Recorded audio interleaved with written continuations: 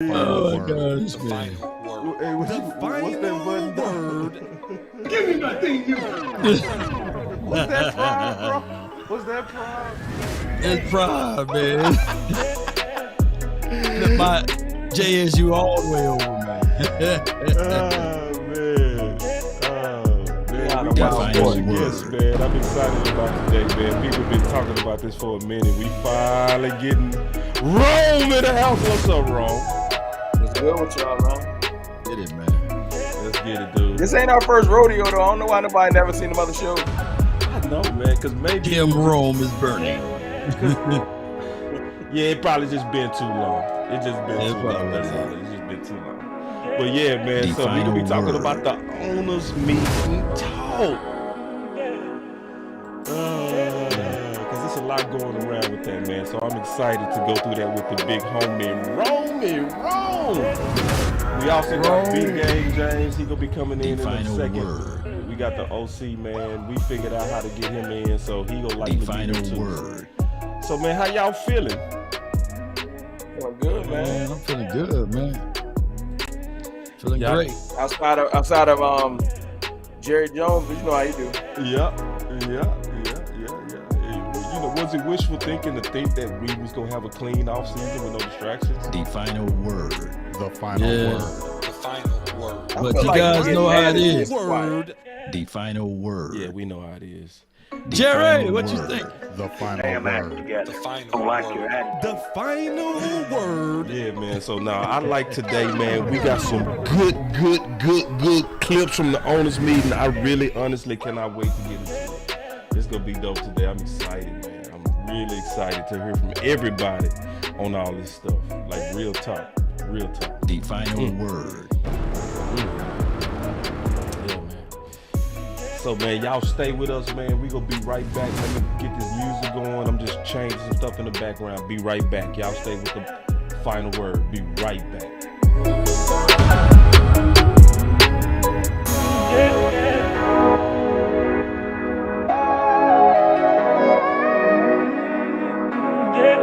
The final word.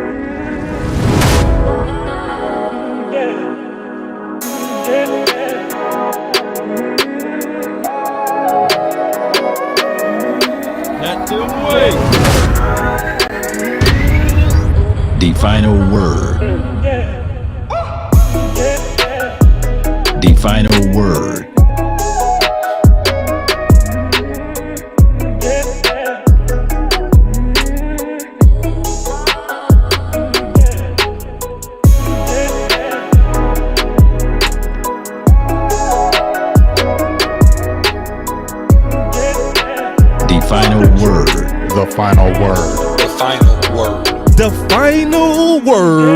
The final word. The final word. The final word.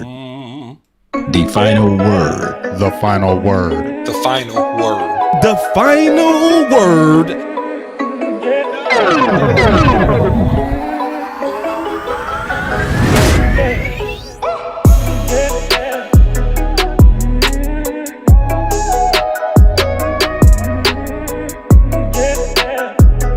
The final word. Yeah.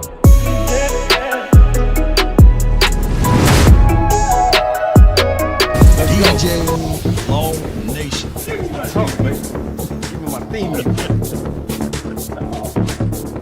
Let's go.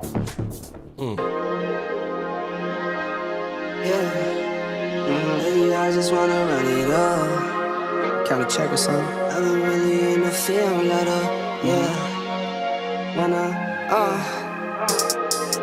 I've been really in the field, let her rush, I let her feel. Lately, I just wanna run it up. Don't need no deals, I make the deal. Have to take it to a meal. Lately, I just wanna run it up. Yeah. Kinda check or something. Lately, I just wanna run it up. Count that too, count it up, count it up. Lately, I just wanna run it up. Need them ones, I need them fives, need them tens, I need that change. To the safe, got blues inside. Come on. Greens and pinks, it's all the same. I still save and roll my change. Take some losses when I play, charge it to the game. I'm with L, yeah, I'm with T-Black, I'm with Revenue. I'm with Bay, yeah, I'm with switch your size, now it's about loyalty. You switch size off for the bag, and that's worth more to me. I mix Nike with designer, I experiment. You just rock what's on the shelf, and I'm not feeling it. Search for the one, but baby girl, it's nothing real as this. Can't trust a soul, I keep a hammer, call it too legit. I've been really in the field, love the rush, I love the feel. Lately, I just wanna run it up. All right, man. We got Cowboy fan talk in the house. Man, first of all, man, let's start with you, man. Obviously, man, you're not new to the channel. You're not new to anything going on, man. What's up, man? Welcome. What's good with y'all, man? How y'all feeling? Oh, man, chilling on it, man. So, obviously, it's been a whole lot of news going around, right? Especially from this owners meeting. So, I kind of got this already kind of broken down. Like, I got it broken down. So, now, before we kind of get into all that stuff, I want to kind of first kind of get y'all...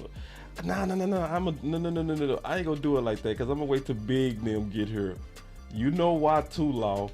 Because we gotta talk about the Zeke stuff. You know what I'm saying? Him and the OC, we gotta talk about that. We gonna say it as, I was gonna start off with Zeke. Now we gonna start off with something else. So in the owners meeting, the main guy to talk, the most important guy to talk is Mike McCarthy. So I got this broken up in clips. All of these clips have come from Mike Fisher's channel, so y'all make sure y'all go check it out. The full, the unedited clips is on, the link is in the description, so y'all go check that out. But we gonna start it off, we gonna kick it off, man. We wanna kinda get everybody's opinion on it. We gonna start with the hot picks and his opinion on the hot picks and just go from there. So we gonna take this and just kinda go line by line on the owners talks that's going on right now. Here we go. This year. Just talk about those two guys and what do making those sort of picks, what message does it send in the locker room to get that quality of guys? Well, I think that the message it sends to the locker room is just, you know, how much we believe in the locker room. I mean, obviously they're two very high quality veterans. I think they're played.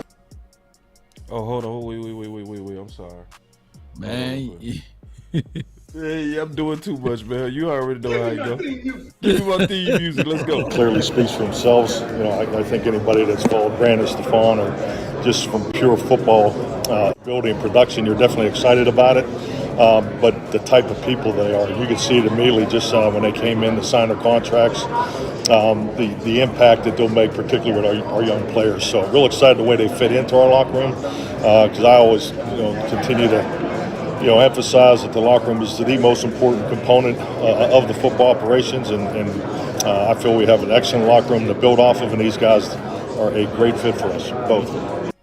So obviously right there, he was talking about Stefan and he was talking about Brandon Cook. So Law, we gonna kick it off with you, man, and what's your thoughts on what he was talking about with the locker room impact and all that kind of stuff? Yeah, man, experience goes a long way. And when you bring in someone with experience, it helps out. Now, veteran presence is what we've been asking for. Yep. Of course, CD Lamb last year was phenomenal. It was his third year. Now he's going into his fourth year. So some of that pressure will automatically be alleviated. But this is like a twofold situation, because what's married to their career is these things right here.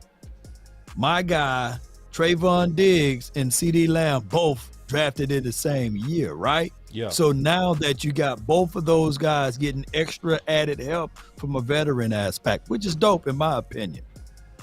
Yeah. What's your thoughts on this? No, I think, like with say the question one more time. So like Mike McCarthy was talking about the veteran presence of Gilmore and Cooks, and just like how from day one he saw it. Like, man, them boys go come in here and make a difference. Well, you got to think they professional football players, and I say that, I know that sounds like a generic statement. Yeah. But they both have been to the pinnacle. Mm-hmm. They've both been on multiple teams. They've seen how multiple locker rooms worked, and although the national media has been trying to make that look like a negative, that's a positive. They've seen bad locker rooms because they've been to multiple locker rooms.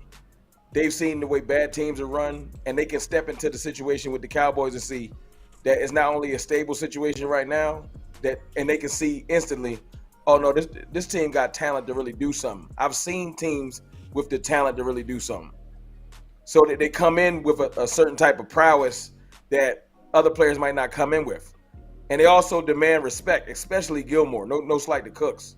Cooks is a veteran receiver, but Gilmore, I know for a fact when he walks into the locker room that players, especially on that defense, look up to him. I can tell by remember the post game.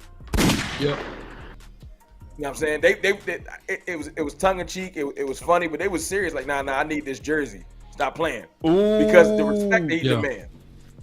You know what I'm saying? Yeah. So I'm looking at it like, you know, Gilmore is going to demand a certain type of respect, and Gilmore and Cooks being friends, like legitimate friends. I found that out after the trades was made. You know, I just think that they're gonna come in and just show them like, hey y'all, we see what y'all got on this team. We here to add to it, but like, don't take it lightly. This is a big opportunity, and I feel like the younger players, especially like Trayvon Diggs, he gonna be able to learn a lot from Gilmore. But I don't think it's just him. I think the entire DB group, because he's gonna come in and come in like a professional, work ethic and everything. And sometimes that type of thing can really drive the room. I feel like Cooks, the thing that stuck out to me about Cooks the most was he has this energy like, I'm happy that the Cowboys want me. Does that sound weird? You know what I'm saying? Kind of like, no, I totally everybody get it. been hiring him like a hired gun, and he looks like he's excited to be here because he want to like plant his flag finally. Yeah. No, man, I love it, man. You know, and you can't overlook that. You can't. You Nope. gotta respect that, the fact that you can't overlook the fact that being in Houston for the last couple years, you can lose motivation. Yeah. Without question. Yeah, you can. Facts. Yeah. As soon as you get here, you like it's like new life. Yeah, and that does say a lot too. When you want to go to a contender, that says a lot about Dallas in itself. So let me play another one of Mike McCarthy's comments speaking about Brandon Cook. And again, this is from Mike Fisher's channel. We got the link in the description. We broke all these down. Okay. Y'all make sure y'all go give him a click. It's just the right thing to do, you know, because he the one that was able to get this content, and it's very good content, but we broke it all the way down. So this is what I wanted to hear, and I want to get y'all thoughts on this. Is Mike McCarthy talked about his vision for Brandon Cook. Here we go. Tell me, what's the vision you have of Brandon in the offense? Well, how does he fit in what you guys want to do offensively? The vision? Yeah. I think just like anything, you know, everybody wants to put, a player in one spot, and we've talked about this before.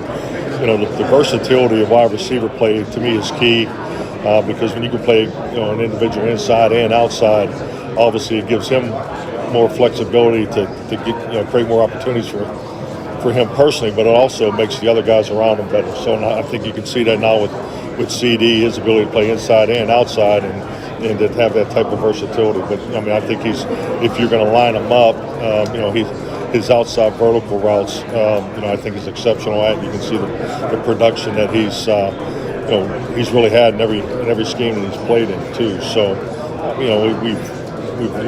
we have looked at his route tree, the routes that he's primarily been used at, what he's been productive at. So, we'll pay close attention to that. Start with you this time, Ro. Now, the things that I heard was we took a close look at his route tree on how they used him. He stressed vertical. But the thing that I loved is the versatility. I want to get your thoughts. I like this is funny. There was this chart when we first got Cook. Somebody put this chart out on Twitter, showing all of the routes that Cooks were good at. And the irony is like all of his routes that he's really good at were stuff that we didn't emphasize in our offense right the last three years. Right. Stop routes and comeback routes were his worst routes, which is ironic. But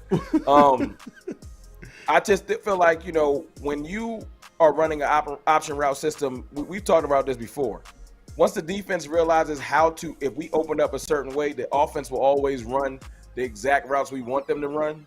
It becomes a real easy game for the defense if it's a defense that's talented enough to stop it. With Cooks, you can't sit on routes. You can't just be like, he can't run past me. I saw how our offense opened up slightly when we got T.Y. Hilton. Yep. You know, and it's T.Y. Hilton. No disrespect to him. He's just a little bit older. He might not be as, fast as he used to be.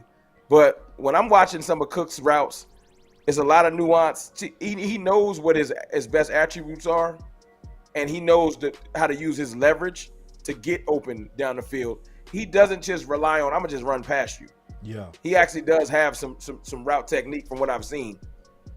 So I feel like the fact that we're gonna be able to put a genuine receiver on the outside that you have to respect. When you watch some of the plays from last year when Gallup would line up on the outside, the corners wouldn't respect him, and that's no disrespect to Michael Gallup. He was recovering from that ACL.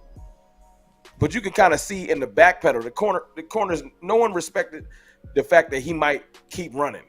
Yeah. Yeah. So I just feel like just Cook's mere presence is going to change a lot, especially for CeeDee Lamb. Yeah, and what's your thoughts on that? What he was talking about, the versatility, the vertical, the route tree, Law. Yeah, great points, by the way, Mr. Rome. But one of the things that I want to bring on and just expound upon that is just finding out what players do and then maximize that. And I like the way you said at hitch routes, stop routes, comeback routes were all poor routes ran by Cooks. And normally that is true for most guys that's under 6 feet. When you have a safety bearing over the top, ready to come down and field, those are the less likely routes that can get you in space to keep moving.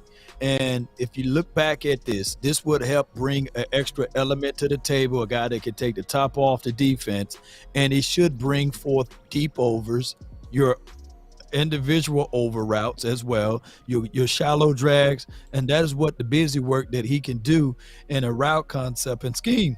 Now, as far as my guy Michael Gallup, when he comes back, I just hope that they destroy the hitch and the comeback routes for him and put him into some favorable routes for the outside wide receiver, your slants, maybe a few slow goals, maybe some post routes and some seams for even Michael Gallup. And what this do is you can have some clear routes underneath, and that would make this team more and more efficient, even with their route concepts.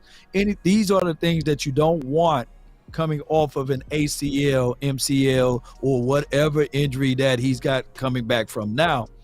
It's routes where you have to stop your weight and distribute it to another side. And that's why I think that Kellen Moore's system was very poo for us, because he didn't put people in favorable positions. And I know I'm long on this delivery, no, but take I'm your going time, to close bro. it. Just I'm going to close it on this one. Dropping knowledge. Yes, indeed. I'm going to bring it home bro. on this one. He said that CeeDee Lamb had he could play inside and outside. Yep. You got guys that can all play those inside and outside, even though Gallup, hear me out, Gallup primarily play on the outside. But now you can do a lot of busy work with that, because all three of those guys can play that particular role and within the confines of the system that they're going to bring. And one other point that Mike McCarthy said today is that he's trying to make the offense less complicated. Oh, wait. No, I want to get on that. Hey, I got the clip. I got the I can clip. go on. Because you was just going to go on. Hold on. Let me play that Hold on, clip Law. real quick. I can do this for hours. Go ahead, bro. Hold on. Let me add one thing to what Law was saying. Yeah. Basically, I just want to say this, because he said something real small and nuanced I might not have caught. The offensive coordinator that we lost, that is gone, he had a whole lot of, I don't feel like this guy can do this in his repertoire. Right. To a point where he wouldn't even give people a shot. Like, reason why I don't really know what Jalen Tolbert is, because he just wouldn't put him on the field. I don't think Michael Gallup could do anything inside. I'm not even going to never even try and give it a shot. And I think that CeeDee Lamb is primarily a slot. Just that's how I feel when I see him play outside plenty of times and have success. It's just he was so, what do you want to call it, tunnel vision, to where I'm gonna do things my way. I'm never going to even fathom the concept of maybe I can put this player over here because it's a mismatch. It was almost like like I've heard people describe him as like a joystick. No disrespect. No, that's disrespect. That's disrespect. Damn. My point is, just is a video game to him. It wasn't really as serious as far as the game strategy, the flow of the game, and everything like that. We heard Mike McCarthy touch on that. It's more so, I'm going to run this because I think this would be fun, instead of just realizing that, okay, in this game, this particular player is a mismatch for this or that, or I'm going to run CeeDee Lamb in the slot no matter what. I don't care if it's a mismatch on the outside. And it's just, when Law said, that it wasn't favorable for Gallup to be running those certain routes, it's almost like he would see it and realize it and be like, I'm still running that route with Gallup. I don't care. Right. And it's silly to me. Hey, first of all, I see some birthdays. Happy birthday, bro. Who else's birthday is it? I see some birthdays in here, man. Happy birthday, C. That's a day one on this channel. Man, we appreciate you a lot, big dog. Happy birthday. And I agree with Mickey. Turn up, not just this weekend. The new rule is you got to turn up the whole month. For me, it's the whole year. I celebrate my birthday the whole year. But for you, dog, it's the whole month. Nah, I'm messing with you. Happy birthday, dog. Happy birthday, dog. Happy birthday, dog. Now, here we go, because I can't wait to get into some more of this sauce. Because, see, you already start going there, Law. You start going there. Ooh, I can't wait to play this. Here we go. Because, see, this owners meeting is real. And I started with the weak stuff. It's going to get better. Here we go. Pre-snap decisions, does that go pre-snap responsibilities of a quarterback? It seems like a small thing to talk. It's hard to quantify on the outside. Is that sort of thing as well? Just give him less, or is that even possible the way the game's played now? Football's it's an easy game. If you want your guys to play faster, give them less responsibility. So wait.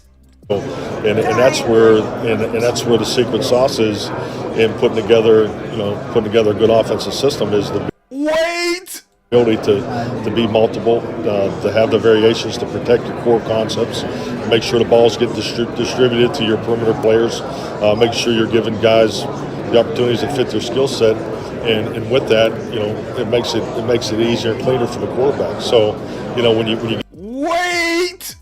get into the game and you have a receiver that makes $100 million and you have to get them 20 targets or 15 targets, that's difficult. It's hold on, wait. I gotta rewind that. See? Yeah. Damn. I gotta rewind that. What did you say about money and targets? You have to get them 20 targets or 15 targets, So, when you get into the game and you have a receiver that makes $100 million and you have to get them 20 targets or 15 targets, that's difficult. I went through it with Aaron in Green Bay. Just he throws it to the open receiver, and our perimeter players will understand that we'll create their opportunities, but everybody's got to do their job, and he can't be in a game worried about trying to get the guy the ball. That's my job. That's the coach's job. So and I think with that, and it's human nature. It happens all the time. It's a guy's frustrated. He needs the ball, and everybody's personality is a little different. So these are all common challenges that you go through all the time, and we just want to be better. We just want to take another step. Pre-snap That's a lot right there, man. It's a lot right there.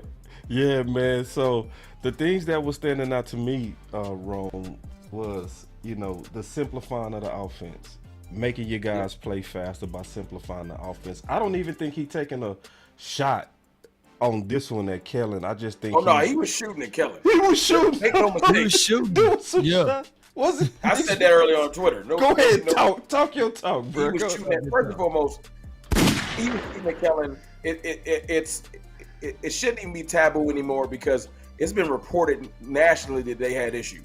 Yeah. So it ain't even like a secret, don't say that because people gonna look at it weird. They know that they didn't like each other, and it was a difference in philosophy. Yeah. It was. I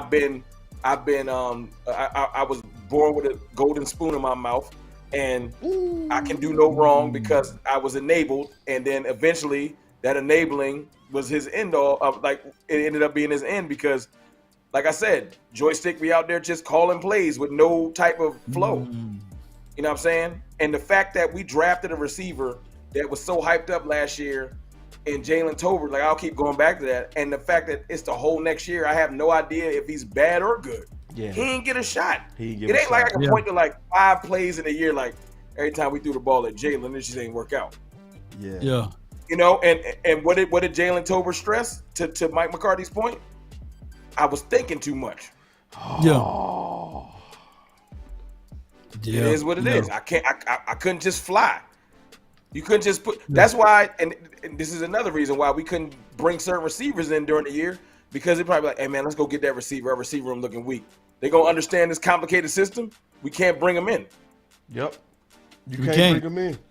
And one, this was uttered too, even from your boy T.Y. He was sitting there like, man, this is kind of like, hey, it took him. Remember, he wasn't prepared to play that extra week early because of the system that was put into place. Yep. So you on point, man. You right on the money. Look. But Andy Reid can bring in Kadarius Toney and get him in the game within 3 days. Yeah. Oh my gosh. Yeah. How's that even possible? Hood boy. Yeah. Let's add that to it too. Let's just add that to it too. Yeah. So I'm excited because we are getting ready to simplify this offense. Yeah. It's playing out exactly like I figured it would when we lost Kellen, that they go simplify this offense, and I think it's gonna be what we've been waiting on. Because did you hear that one thing that McCarthy said though? Well, you I hear didn't hear it, but the one thing that stood out to me real quick. He said that's the coach's job. I need to worry about that. Yeah. That type of assertiveness. Kellen Moore don't even got that in his bag. He not assertive at all. Right. Yeah. So Mike McCarthy, the type of dude that will command his quarterback and his team. We doing this. Kellen Moore is going to suggest some things. Right. It's different. You got to come in with some type of confidence and directive. Kellen Moore ain't leading no room. Like when we walk into, if it's an offensive situation, Kellen Moore's like, I think this will work. Mike McCarthy will look somebody probably in the eye and say, I know this will work because it worked before. Right. And let me say this right quick about that. You see, I think that Mike McCarthy, with the intentions, were to originally help Kellen Moore. But what happened in 2021, people were looking at it like, we don't need Mike McCarthy. That's what happened. It's the boy wonder. It's the boy genius that's doing everything. And he said, well, hold on. So you mean to tell me if I'm helping you out with this particular situation and scenario that now I get to ask? I tell you want answers? You install it, you call it. You see what I'm saying? Because now y'all putting it on me when it's not. And then when I go in and get help and I help the man, y'all give it all to him. So I tell you what, this is what I'm going to do. You install it, you call it. I guarantee you that's what happened. To law point, look, y'all don't even remember McCarthy been throwing shots at Kellen through the media for a while. Yeah. McCarthy threw his hands up and said, I don't even know this offense. I don't know nothing. Like, you know that everybody took it as Mike McCarthy stupid. No, Mike said, man, they ain't even me. None of it's me. Don't point to me. It's all him. And people took it as, Mike don't even understand what they call him. No, Mike understood the offense. He's just like, I'm washing my hands. My fingerprints ain't on this. So at the end of the year, when it failed, y'all got to put it on him. Yeah. Mike McCarthy was smarter than Wade Phillips. He was. Wade Phillips was that guy that walked right into the axe. Yep. You know, he walked right into his own grave. Because ironically, it was crazy that all of a sudden he got cut and then they started playing better on offense, right? Come on, y'all. It was the same song and dance. I promise you, it could have been Wade Phillips calling Mike McCarthy and say, hey, man, don't do that. Don't do whatever you're thinking about doing to put the fire out. Because what will happen here is that they're going to ask you when things don't come right. Yep. That's a fact. He played it perfect politically. Perfect. Yeah. Now, people underestimate his intelligence. Yeah, his political savviness is top notch. Now I'm finna really show y'all. See, Law, you and Rome say y'all on point because what you just said, Law. Listen to this. When people look at your background, they think about, West Coast offense, how different is this going to look? But is it really, I mean, it's kind of a fusion of the two, and is it really more maybe protections and things like that versus I don't see a huge change in the run component of it. I don't see a change in the run component of it. See, the run part, I'm going to keep that the same. But listen.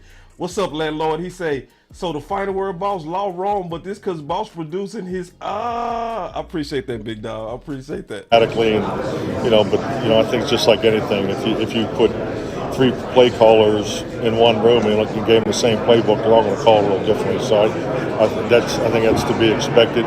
I think you definitely, second point is you have to evolve it every year anyways. If we didn't make the change of play caller, we'd be evolving anyways. We look the way we evolved from 2020 when I recommended us run the ball back then. And Wait, Law, what did you just say? Look at his face, Law. See, you got to look at body language. Come on, Law. Go back. Rewind it one more time. Rewind for your mind, man. One more time, man. What did Law just say? He said in 20. Man, come on. See, this is why y'all got to rock with Rome. And listen. We'd be evolving anyways. We look the way we evolved from 2020 when I recommended us run the ball back then. Wrong. Am I tripping? Wrong. I told you he been throwing shots at him for years. Problem is, it's like that break glass moment. Once you hear it, you like, hold on. And you almost got to go back and rewatch all interviews where you like, was Mike throwing shots? Yeah. Hey, he said when I recommended. Law, did I see that? Did we see that? Boss, go back and watch some of those games. Mm-hmm.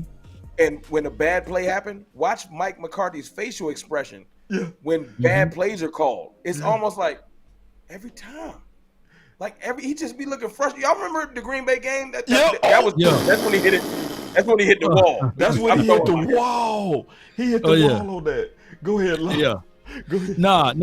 And if y'all refer to that Green Bay game, please don't go watch my review of that game because, man, I got yellow flag to this day on that game. But I'm going to tell y'all, it now everything kind of makes sense, right? Yeah, it makes sense some now. Some throws and some deals were not necessary. Yep. And that's what he means, because a lot of people think that when he say run the ball, it must mean that they're going to run 45 to 50 times a game. No. We brought Cooks in the block. We needed an extra blocker. Yeah, right. So you don't eat your dessert first, and it's good to eat, but you don't eat your dessert first. And I think that Kellen Moore, he was backwards. He was trying to eat dessert first. He would eat just all type of crazy stuff the wrong way. And Mike McCarthy is talking about putting concepts, principles, scheme, and systems together so that we won't look like a collector or collections of plays. Look, Law. It's as simple as this. If your quarterback, because everybody think that I'll never say anything bad about Dak Prescott. They think it's just he unfathomable. But right. The 7%. If you look at Dak, say Dak's having a struggle 2 weeks. Right. As an offensive coordinator, you would think, you know what? I'm going to get in the lab and make sure that his next game is going to be such an easy game. I'm going to create easy throws, concepts, high precision, accuracy routes, so that he can it's impossible to mess up. Yeah. Kellen's like, nah. We gonna throw the book at this dude. We gonna run more option routes. Right. Dessert first, now, we gonna make you throw in between Fred Warner and another linebacker in a playoff game. We're not gonna create no easy concepts, considering that Tony Pollard hurt. You know what I'm saying? We don't have anything in our bag. He have no contingency, no emergency plans. When his system break down, Kellen just like, look, man, just run it. It'll work. Yeah. And the problem is when you have peer-to-peer coaching, right? Peer-to-peer. Prescott, this is definitely a little bit on him, but here's the problem. He can't grow no more than what he don't know. So it's like blind leading the blind, So when there's things that needed to change, Dak didn't know no better himself. He didn't. So at the same time, for those 7%, that say, well, Dak 7%. Prescott, you know what I'm saying, is the problem. And yeah, Law Nation just an apologist. What you want him to do? Let me keep playing this clip. Let me keep playing this clip. Right. Here Play we go. it again. Yeah. Decisions, I mean, does that go pre-snap responsibilities of a quarterback? No, I'm sorry. Seems like 2020, when I recommended us run the ball back then, into 2021 to 2022, that's an evolution you need to continue to make. So I think how we play this year will be similar to how we played last year. But yeah, protection, we definitely want to be better in the area of protection. That's something we spent a ton of time on early in the process. I think anytime you can protect your quarterback better, it's helpful. So if you look at it, I think we were 68% completion percentage last year. We want to be above 70. So we're just trying to, you're always trying to improve your efficiency. So obviously the giveaways is another thing we're focused on. But so to me, those are all normal focal points in the off season, and that's where our focus has been. Now I want to play this one real quick. To see this next part that I'm getting ready to play. I'm almost certain nobody peeped this. All right, so this is a big deal of what's getting ready to happen in our offense. So listen close, and we go around the circle. Now we finna pick up.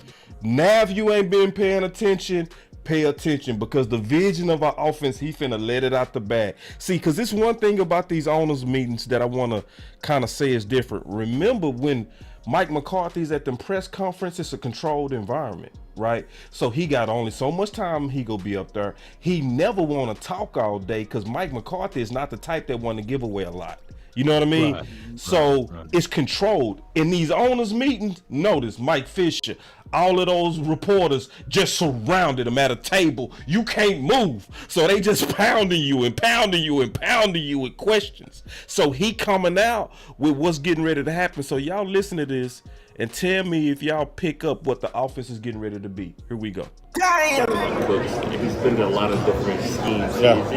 Is that scheme friendly, quarterback friendly, a guy that can jump into a different place and still have the same success? No, I think it's a great point. I think it definitely shows his versatility, and I think anytime you jump from scheme to scheme, I know for me personally, and now to have the opportunity to coach the last couple of years in a digit system based, it was made from a digit system, and now in being a West Coast offense individual my whole career. I mean, when you learn other systems, it just broadens your football education. And I think Brandon definitely brings that.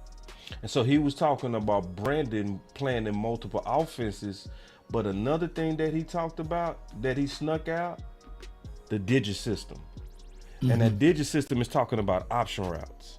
And he was saying that basically we go take some of them option route concepts. It's not going to be on the level of Kellen Moore, but he's saying, and I'm going to show you more proof of that because he went into detail of Schottenheimer and the digit system. So, but what's y'all initial thoughts on hearing that? I'm going to start with you, Ron.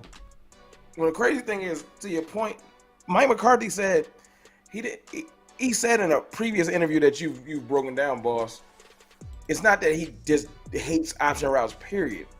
He said there's a place for him everywhere. I mean, in every, let's say every game plan. Yeah. It's the fact that I feel like they were overused. It was just too much. Yeah, it was too much. And poorly used. There was no strategy to it. It was just, we're running option route. You know what I'm saying? Right. But to the other points that Mike was making when he was talking about the completion percentage and where he wants the offense to be, I think it was more so him tipping his hand to he wants the Cowboys to have an identity. You know what I'm saying? And it seemed like when our back was against the wall, we just would throw plays at like anything out there. You know what I'm saying? Like in certain games, like if you look at certain old Green Bay games, you would see when the game was on the line, there was a go-to. There was no type of nervousness. It was like, okay, we got this. And although we did a whole lot of 2-minute drill work, from what I've understood, it still was being ran by Kellen. Like he said earlier in the interview clips, you know, you can give somebody the same playbook, 3 different offensive coordinators, they all call a little bit different. Yeah, he said that. You know. Yep. So I'm looking at it like this. Mike just wants us to be more prepared. We're just, like I said, I heard an interview where he was called joystick.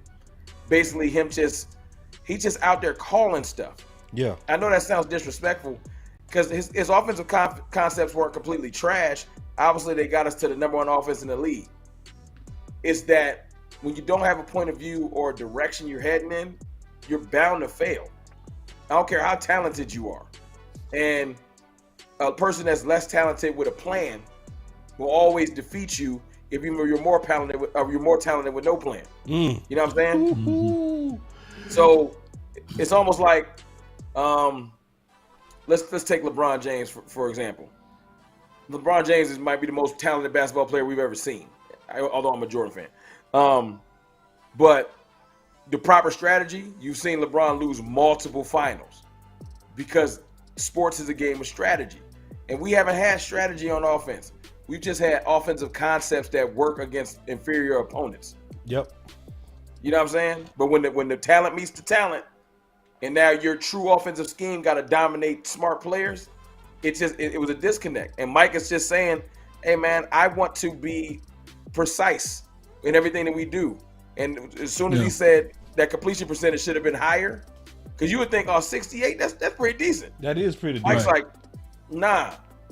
nah, we was running the right stuff. They would be 72. Right. 75, 72, right. Yeah, that's a Let me high. play this real quick, Law, before you go, because this is the B part, which was later on in the interview. Check this out, and then I want to get your commentary, because he go into detail. Like when you first came here, you didn't change the offensive language, and it seemed like a wise move. Do you make some changes in that regard now, and how is the install going? Well, the only language change that we'll make is to the new things, and we've been very sensitive to, how things were called before. Because, So that answers a question that a lot of people have been having about language, right? And keeping the consistency, because a lot of people have been concerned about that. Because you got 2 guys that been in the West Coast offense, and Brian Schottenheimer and I, and the beauty of Brian, he's also coaching a digit system, and Brian is, So when he's saying digit system, he talking about option routes. has his own, playbook to say, which is a combination of both. So this is going to be. See, he finally said it. Now we heard it. It's out there now. So Brian Schottenheimer, we gonna come back to that, Law, but he pulled a cat all the way out the bag. So for people that been wanting to see what our offense getting ready to be, Brian Schottenheimer is gonna run a combination of optional route in West Coast. He just said it. That's why I'm happy that they kind of surrounding them, cornering them, keeping them in that circle, making them talk. The only thing I don't like about it is our ops can hear this type of stuff too. But for those of us who want to get a clue of what's getting ready to happen, that makes me feel good that we not totally eliminating option routes. It looked like we just go running smarter. Very good fit. I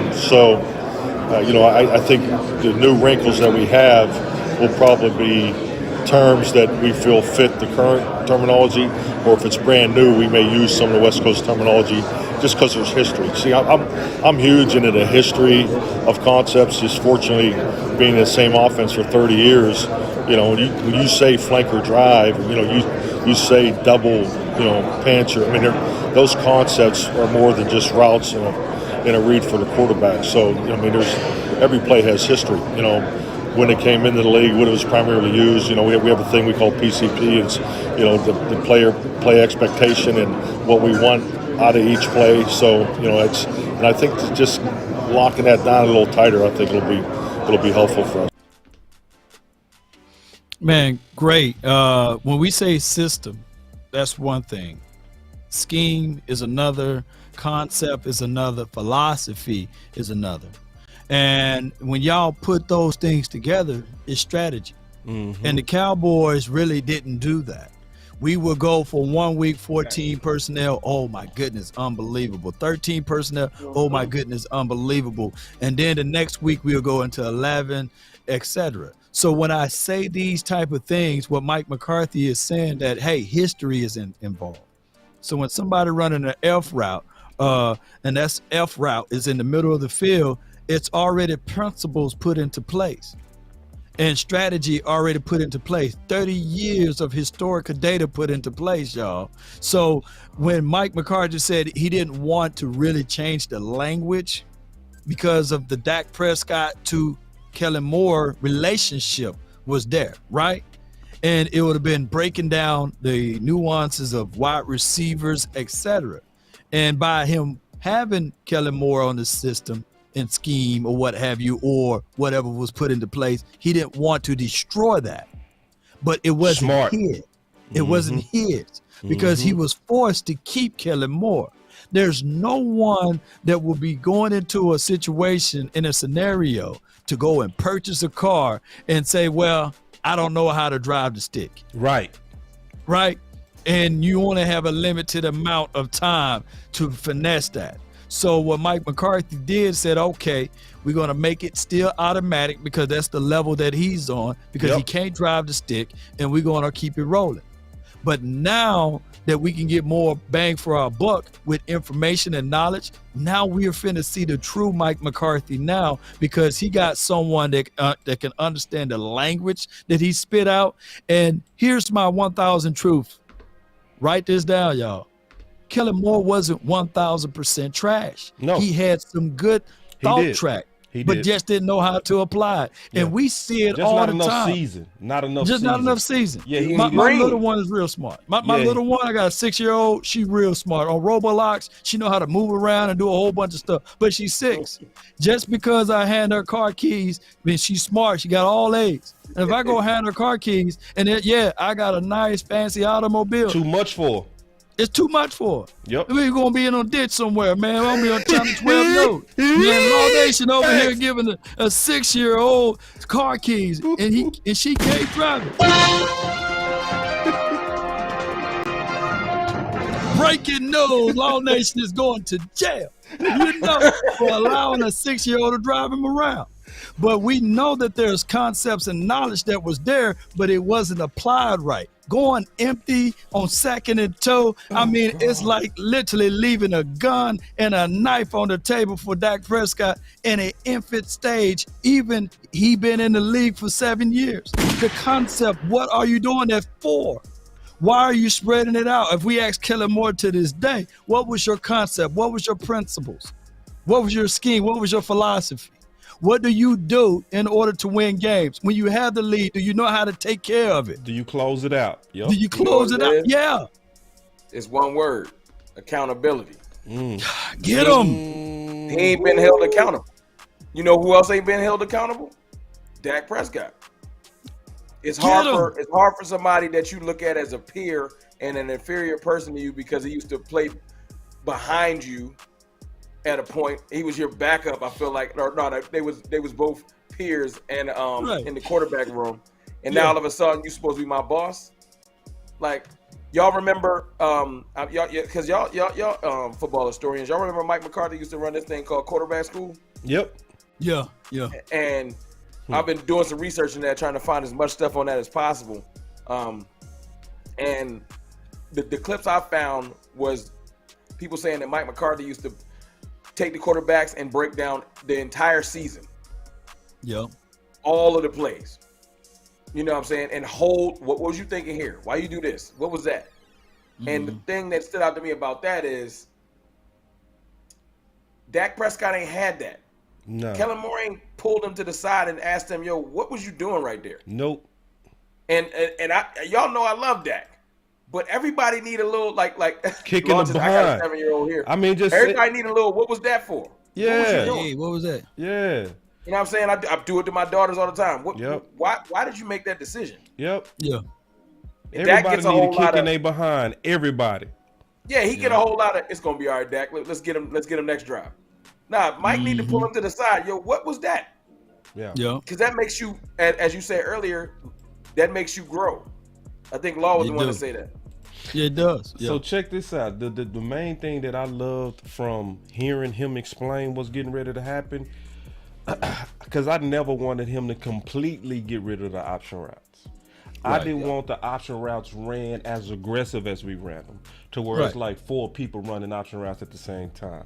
If you have particular people running option routes where Dak has a chemistry with a certain weapon, like for instance, Dalton Schultz was the perfect guy to run option routes with because he was always where he's supposed to be. Now, Lamb, you might want to. But hold on. The only reason why I said Lamb, is because I think that was necessary growing pains. Yeah, I can see what you're saying. Yeah. So Lamb, I can have 2 guys to run options. Schultz, but now Schultz gone. Now I can only see 1 person running options this year. Yeah. And it's Lamb. I don't want Ferguson and Peyton Hendershot running some options for me. And normally that option routes is reserved for bigger body guys, especially in the middle of the field, and because they can play with leverage. Right. Smarter guys. So especially if they bracket, they can scoot inside. Ooh, let me know. Check this out. Mike McCarthy said, I feel like players are going to be able to react faster when they stop thinking. Yep, that's true. I feel like Lamb ain't even tapped his full potential because he been thinking too much. And see, and that's real all the way. And I Lamb is out there thinking too much. I don't want Lamb thinking. I hate it. Not that physical specimen need to just be balling. He just need to be balling. Balling. Hey, come on, let me put the camera back on Ron. Just saying. Yeah, and that's gonna make us better. Now, boss, before you go to your point, how many routes did AJ Brown ran last year? And I know it's a different system, but how many routes did he ran? Slant. Yeah, he was an in-breaking route guy all day. In-breaking all day. Where's my camera? Oh, okay. Yeah. So they didn't ask that. They paid that man $100 million.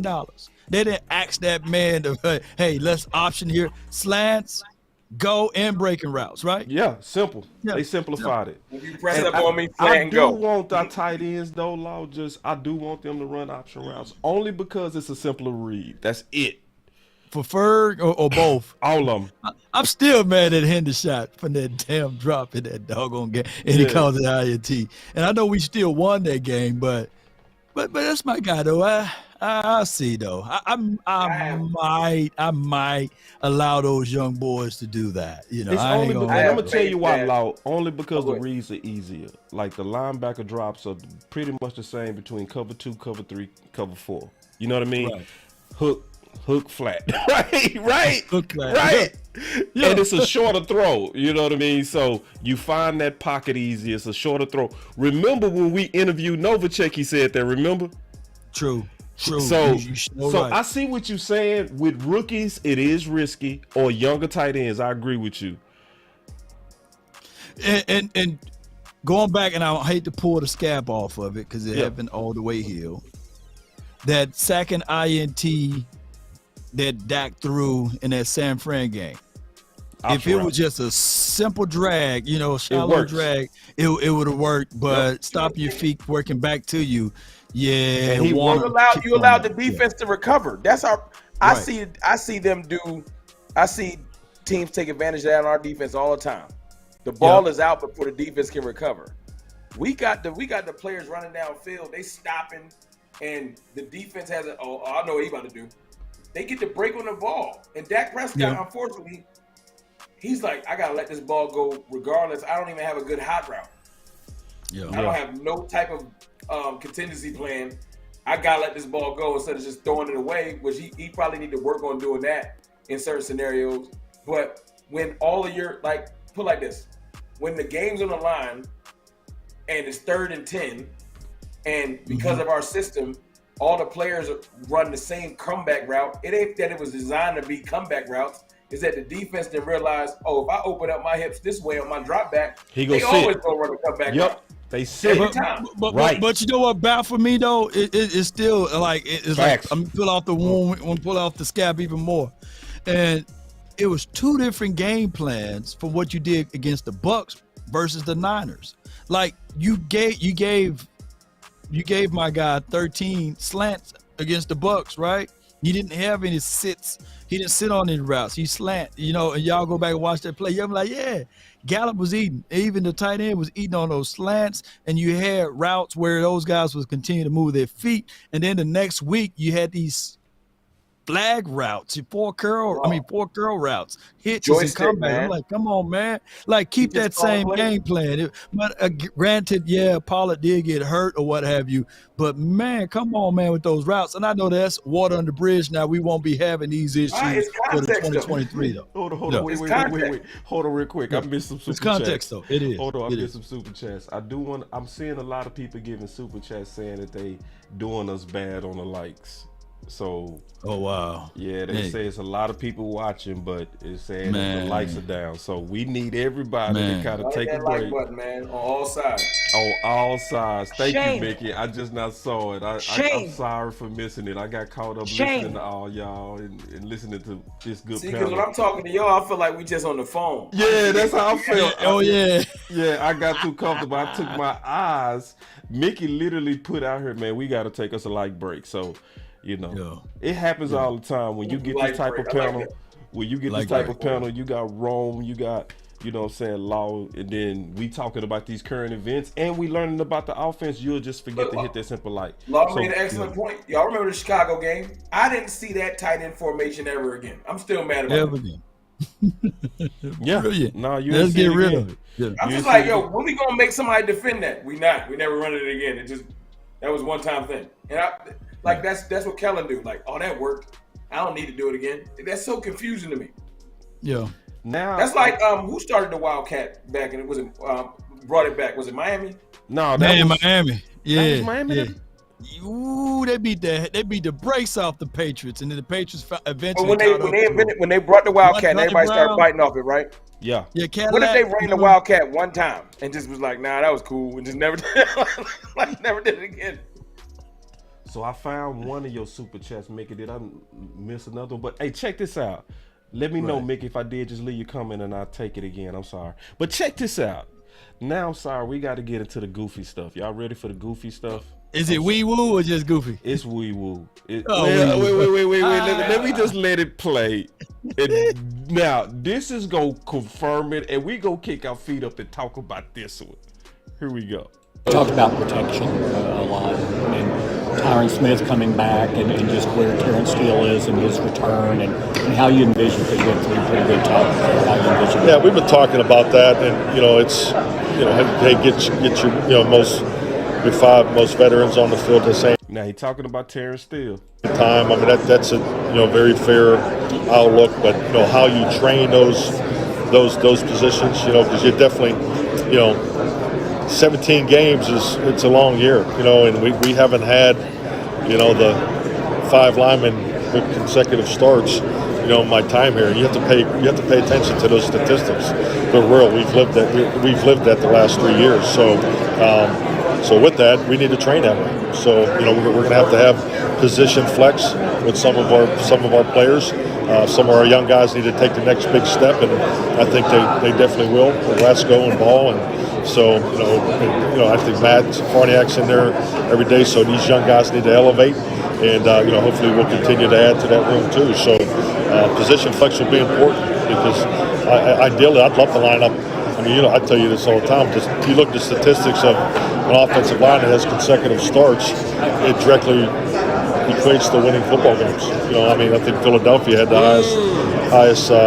So that was some good knowledge he dropped right there, though. That was some real good knowledge. That's some just connecting the dots. Let me play that again. It's a line that has consecutive starts, it directly equates to winning football games. I think Philadelphia had the highest 5-man start this year, if my numbers are correct. So that's important, but that hasn't been the case for us, which is fine. But so we need to train that way. So Terrence will cross-train a little bit at guard. I mean, we're talking about it. Yeah. Wait, no, wee woo. Look at his face, Law. He said with Terrence Steele train that guard. Look at his face. Look, just the body language. Look. A little bit at guard. I mean, we're talking about it. Yeah. No. is wee woo. Am I tripping? Yeah. That's wee woo. That's wee woo. Slap Look him with at his that. Slap face. him with that drop though. The wee woo moment. Oh, you Slap see him this with guy? it. See this guy? Number one bullshit guy. He do the wee woo. They asked him about guard.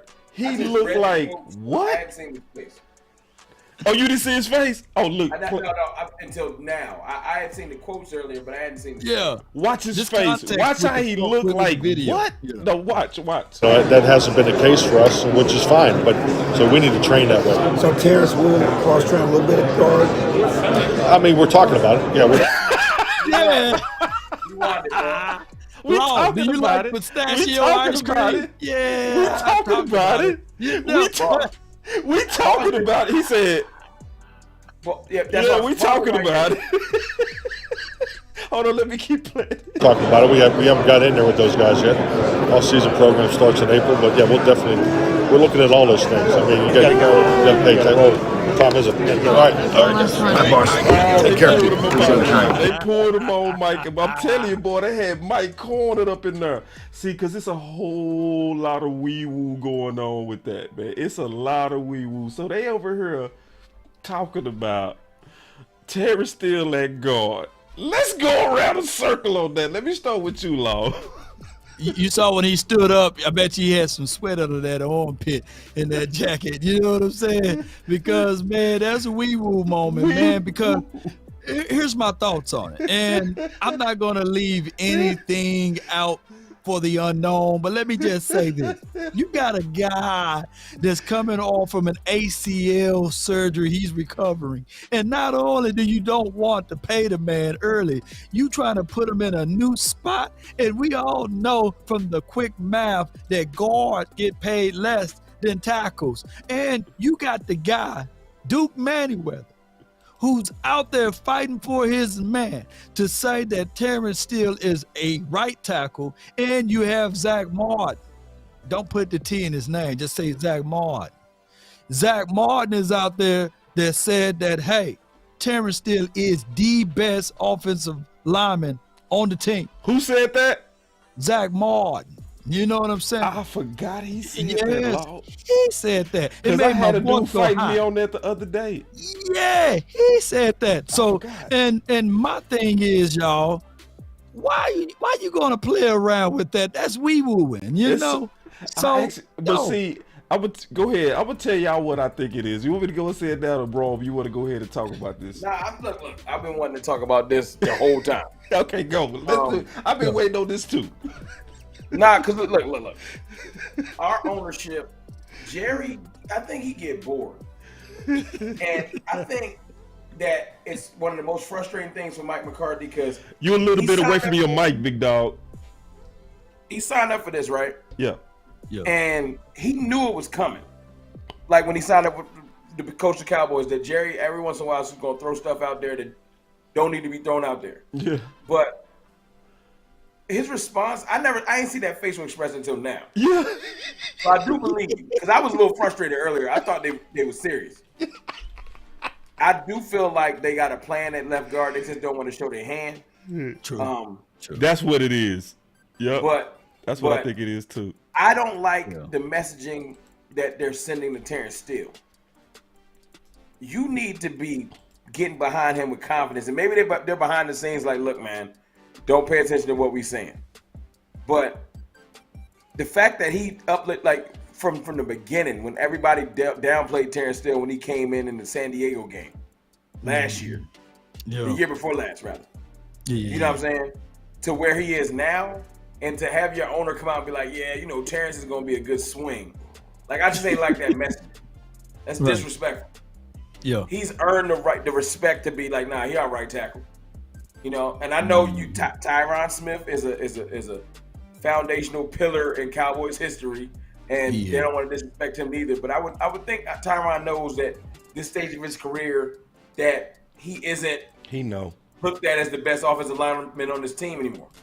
Yeah, he know. I would think he know, but I don't know about them discussions. So I'm just they actually had that discussion, Ron. Remember when he went up there and he said he wanted to play right tackle? That's because they had that discussion. Remember that? That's true. That's true. So he knowing his role, he knowing he'll swing. Let me tell you what I think going on. I'm gonna be all the way on this. Please do. This is a trash ass bluff. That's what's going on. Now, this is a bluff, bro. And this is about this. I think they trying to accomplish 3 things. They bluffing for the draft because they really looking at tackle. This is why I know they looking at tackle. When you read between the lines, what Mike McCarthy been talking about? Protecting Dak. Law, where has the sacks been coming from? Has it been coming from the interior or the tackles? Has it been coming from the center guards or the tackles? It's been coming from the tackles. So how you spending all this time talking about you want to protect Dak, but you pretended like you got to sure up left guard? No, if you trying to say you trying to protect Dak, you looking at tackle. So what they trying to do, in my opinion, they bluffing. They going out there trying to send a signal. They trying to say we are looking at left guard because they trying to get the scent off of them actually looking at the tackles in this draft. So who they want, DeJuan Jones? Yep, I think they looking at all them dudes. And they trying to throw the scent off because it don't make sense. Like, it's too big of a bluff. Like, they overplaying this bluff. Hey, I give you that. Because everybody talking about it. It's you're right. It's a little too much. Yeah, it's too much. It's too big of a bluff. They overplaying they bluff hand. They see, and it's another thing they doing, in my opinion. This is a publicity stunt, right? Yeah. So at the owners, so they want to get all the eyeballs, so they throw out some wow. They get all us talking. That's what they always do in off season. National media ain't even get it yet. That's tomorrow. Oh yeah. Tomorrow they're gonna be talking about it. I hope they never get it, honestly. But you likely right. You likely right. I can see them picking up on this tomorrow. You know they usually a day late. You right. You right. You dead right. Yeah, they likely gonna be a but I think this is a major bluff. Colin Cowherd gonna be out there like so the Cowboys are gonna play. They gonna talk about guards on the herd. Yeah. Yeah, and Dallas. Yeah, they trying to be cute, and it's like, now you showing your hand. Now, if I'm a scout, I'm not going for it. You know what I mean? If I'm from Philly, I'm saying, okay, I know what they doing. They really targeting one of them tackles. You know what I mean? Yeah. Because this is just a quality. Because why would you show your draft strategy a month away from the draft? Yeah. Why would you go out your way to say we trying to solve the guard need? Come on, bro.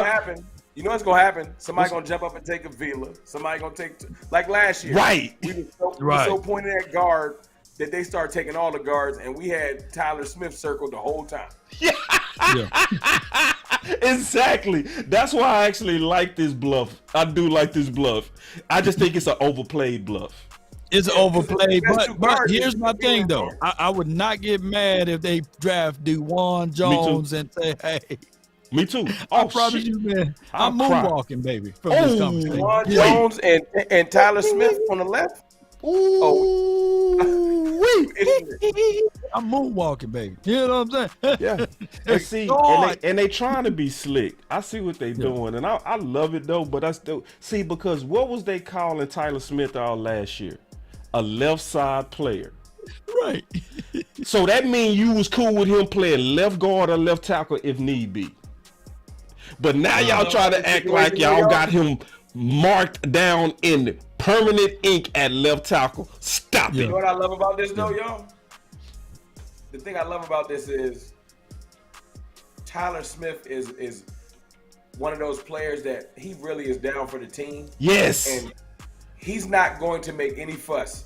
He gonna finally get his "you a left guard" papers, and he gonna be like, all right, let's roll. He not gonna complain. Like, you gotta celebrate that, because everywhere ain't like that. Yes. But see, this the thing, Ron, because me and the OC had this same conversation. And that's funny you said that, because the OC said that too.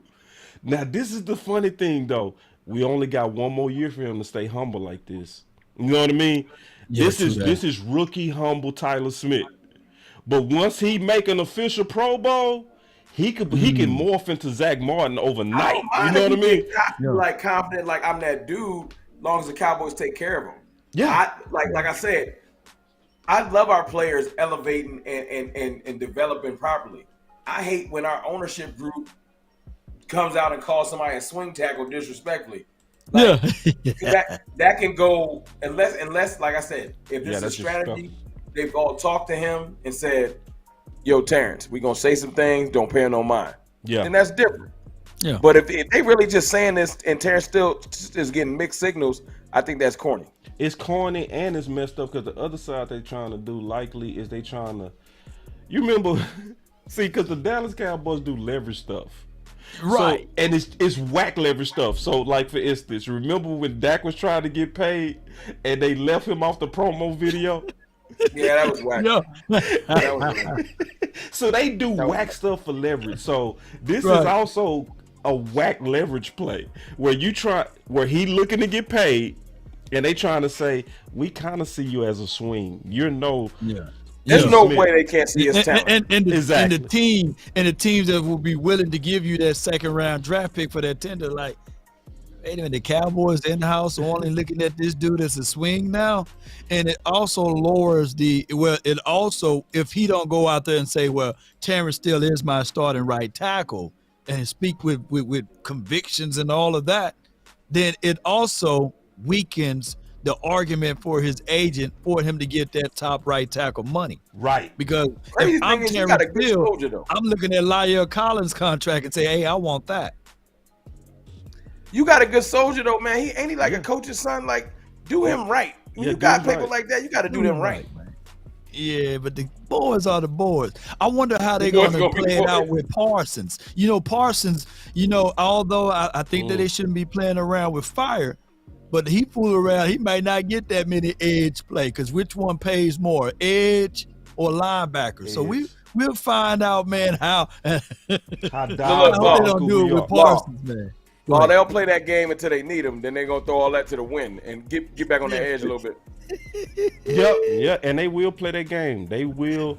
But I gotta slide in a second, fellas. Okay, all right. We got one more. We got a couple of more subjects. Let me know whenever you got to go. We got you, man. We'll I would say about 10 minutes. All right, cool. All right, so here we go. All right, now the biggest thing is this though. That I feel good though. I really do. I feel good that they trying to play poker. They trying. It's just bad poker. You know what I mean? Hey, I appreciate y'all. Y'all swung me because until I saw that video and you laid it out, I was genuinely. I was like, man, why are they messing up this good off season? Like I was sleeping good, man. I was living right. Well, look, our rivals was hating on us for no reason because they scared, and I was like, man, this is a good off season. And it was like, you know what? We about to have Terrence still play guard. And I was like, see, we can't have nice things. But now they bluff. The way y'all, because DeJuan Jones, you right, Law. I will be. I know everybody want Bijan Robinson, but we get DeJuan Jones. Yeah, it's lit. It's different. They can get 3 of them tackles. Broderick Jones, DeJuan Jones, or Anton, and I'm gonna be lit. And see, this the thing. One of them gonna likely be there. See, Rome, you remember the CeeDee Lamb draft? It was almost guaranteed we was gonna get one of the receivers. Yeah. It was guaranteed because remember that was a deep tackle class and a top one, so we knew they was gonna go first, and they pushed down those receivers. The same thing getting ready to happen with these tackles. With the amount of edge rushers, the amount of we're gonna have 4 quarterbacks go, bare minimum. Yeah, you got 4 quarterbacks, you got edge rushers, you got other positions, you got a couple of D tackles. Oh, I don't think there's going to be a run on not him at tackle. Who the one they got ranked the highest? Skoronski, he'll be gone. Yeah, he gonna be gone. Skoronski gonna be gone, bro. Take him. Yeah, take him. So I got the CBS ranks right here, Ron. Okay. And a lot of people hate it when I show these ranks. These ranks are more so estimates. So just look at it as an estimate of popular opinion. You know, so if you look at what the popular opinion is, it's about 5 guards ranked right at 26. Anton, right? We just Darnell Wright. Who's your favorite? Right now, Broderick Jones. Yep. And DeJuan Jones are my favorite. Have we publicly met with any of them or any? I ain't heard nothing on that. See, that's another tip to your. We ain't meeting with nobody. We ain't talking to nobody. Yeah. They showed me with Spears today though. Tulane kid. But look, what do we put out in the public? See, now you got me in my conspiracy theories. Let's go. Mm-hmm. Let's go. Look, we did put out in the public. We bragging. We got 3 tackles. We got abundance of tackles. We do whatever we want. We tackled up. Ain't no way we taking a tackle. Yeah. Yeah, I think I'm with you. I'm with you. And see, this is because notice also one more thing on the conspiracy theory, because we both putting on our conspiracy hats. Who did Mike McCarthy just talk about in his examples? He said Ball, Matt Lewesko. So if you talking about protection, but you bringing up tackles, you got a tackle need. Ooh. You got a tackle need. You know what I'm saying? I'm seeing. I think I'm seeing what y'all doing. I think I'm rocking with you though, man. Nah, I think he told on himself. Yeah. It's a bad bluff. It's a bad bluff. Go ahead, Law. That's a subconscious thought. It's a subconscious thought. Perfectly said. Yeah, because I can give him the short answer to Josh Ball. Like, I just don't see it, right? Kick him off the team. I get him. Matt Lewesko still got potentials to me. It's just that I disagree with Matt Lewesko opting out on not having the surgery. I wanted him last year while we was out there at Oxnard. Go ahead and get it done, dog. Because if it's not going to get healed then, and you're going to try to heal it on natural without doing the surgery, it's going to go pop again. And now he's delayed. See, he could have went on ahead and had it, and we'd have been okay and cool with it. Yeah. So I'm out on Ball just a little bit, but the only reason why I'm going to give him a little longitude and latitude is because we got Mike Solari. He's going to come in, and we're going to see how he operate and proceed to evaluate these guys. Facts. That's another situation too. I haven't really watched DeJuan Jones. I'm familiar with him, but I'm just saying, you brought in two coaches that want to scheme the run game, not just run plays. That's two different things. True. And you would want to have offensive linemen that fit what you're trying to do. Not that we couldn't make it work if we had, like, in a dire situation, but to get the proper offensive lineman in here that you really, really want. I'm sure Solari and Brian Schottenheimer both were like, get me this lineman. I know exactly what we're going to do. And we can get and I know everybody thinking we're going to go running back high. We can get a great running back later in the draft. Yep. Yeah, I'm with you. Let me answer these 2 questions right here. Avante Collins and Chuma, those guys, you're going to break the pool stick. You're going to put it on the table and say fight. So that's depths. I'm not mad at depth purposes there. Shout out to those boys. Those both are now journeyman guys, but you can still go into this draft and get some fresh food. You know what I'm saying? Fresh food, and I think you being nice about it, Law. Let's say it like it really is, because I know you want to say it. We got a real chance to completely rebuild this offensive line. Just like that. Yeah, not like patchwork. that. Yeah. And then it just make the most sense, right? Yeah. So how we Yeah, know? but look. To your point, if you're going to extend Dak Prescott and give him $50 million, I ain't gonna start another conversation because we be here till midnight. But if you're gonna extend Dak Prescott, you're gonna protect that investment. You better protect him. You're gonna protect that investment. Yeah, I'm certain that. Now I know you got to go wrong, so we go ahead and get your final word in, big dog. Yeah. And then me and Lower clause of that. We gonna talk about Zeke at the end because me and Zeke, we got to take us a victory. Let me say one thing about Zeke in there because I think I know where you're gonna lean. Okay. I'll save this for the final word if y'all don't mind. Okay. I'm happy with the leadership on this team. Yeah. If I can get that across, just I know a lot of people for some odd reason they let the media skew how they think about Mike McCarthy and things like that. But I ain't gonna front. This offseason, I gotta give it up. If I could do anything in the final word, I like the way they've been moving. Yeah, they've been moving. I like the way they've been moving. I give them all kinds of trash talk every day. Every day. Yep. Even my man Stephen Jones. I think they using, now that you got me in my conspiracy theory, I think they even using Jerry Jones like, you just say whatever. Throw everybody off the set. Yep. Throw like that might be part of the strategy at this point. Yep. Yeah. They overplaying that bluff. I like it. So I just think that we're moving way more strategic. Yep. And I'm the Gilmore thing and the Cooks thing, and not going for the splash, but going for the player that, if you really, really want to look at it, out of the 3 receivers we was looking at, Cooks is probably the best fit for what he's going to be able to do for the offense, because D-Hop was just CeeDee Lamb, but later in his career. And Odell Beckham doesn't do exactly what Cooks does, although he still has a little bit of explosiveness when he's not injured. So I'm just, to my point, I just like the way the Cowboys is moving. Man, we moving good, ain't we, dog? And now that you got me on that, we moving with, we don't never do bluffs correctly. So now you got me in my head. Yeah, this a bluff. Yeah. Yeah, everybody everywhere. They don't know where they're gonna go, man. And I see it open up the alleyways, because I love the way you be fighting on Twitter, man. Oh, man, I'm crazy. Look, I'm talking about Mr. Rome over there. You know, he be like Rome don't play. If I was like, the Eagles should be worrying about going back and forth with the Chiefs, right? You know what I'm saying? But they didn't figure, they didn't cry for 2 weeks or such. And now they're back to talking about the Cowboys like the Washington team don't exist, the Giants don't exist, and you be minding your own business, Rome, posting about your Cowboys or our Cowboys, and I see a little Eagles dropping. Every time you rally them up, the Eagles dropping left and right. I can't make this stuff up. I gotta say this, Law. This is the thing that made me mad.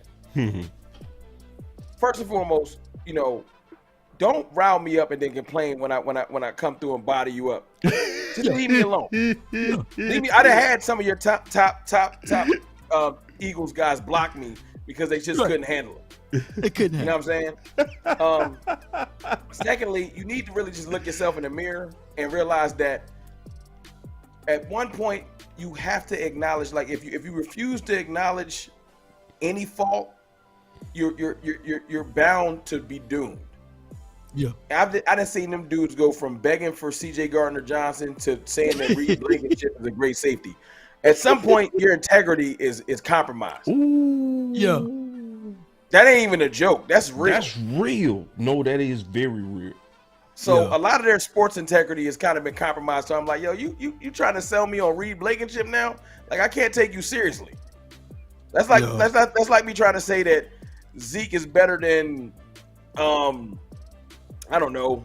Who's one of the top backs in the league right now?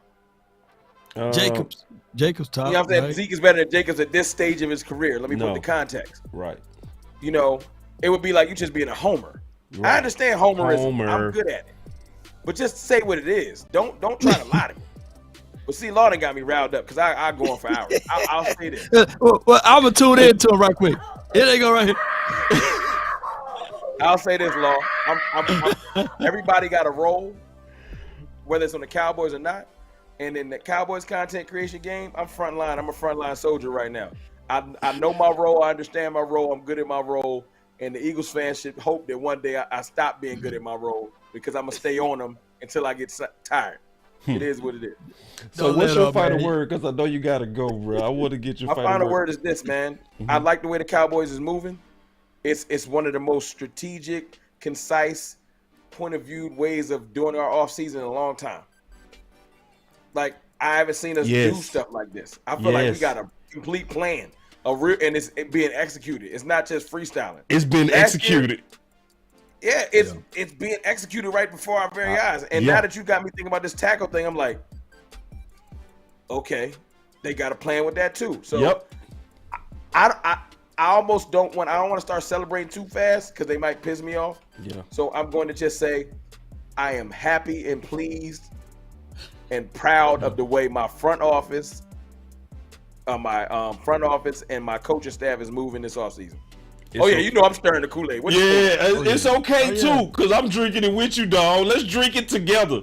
Yeah, I'm all the way, man. Y'all clap it up for Rome, dog. I'm so happy my dog came through, man. Please, can we, I know that tonight I had trouble getting set up. I would love to come back on the show whenever y'all free, man. I want to carve out more time and not be short. Yeah, let's no doubt, man. Yeah, we put this together last week, me and you, dog. 2-3 weeks. Next, I'm cool. Yeah, but whenever you free, you already know how I get down. Yeah, let's No rock, doubt, bro. man. Because I've been looking at the chat, bro. The chat is loving you. You know what I mean?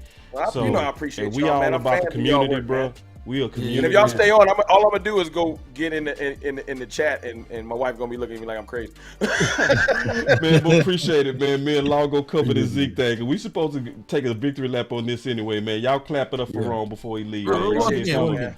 Y'all give me.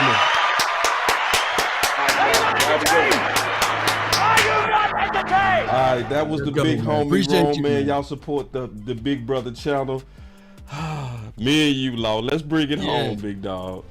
Yeah. All right, so we supposed to take a victory lap. Me and you. Why not? Why not, man? Because people don't like I told you so, so we not gonna do it like that. We gonna just kind of talk about this Zeke stuff, and we gonna just talk about it from common sense. We gonna close it out with Mike McCarthy talking about Zeke and Dak interceptions. Here we go. Steven said yesterday that part of the mindset of not giving Zeke a pay cut offer is you don't want to be insulting to the player. How do you? I mean, when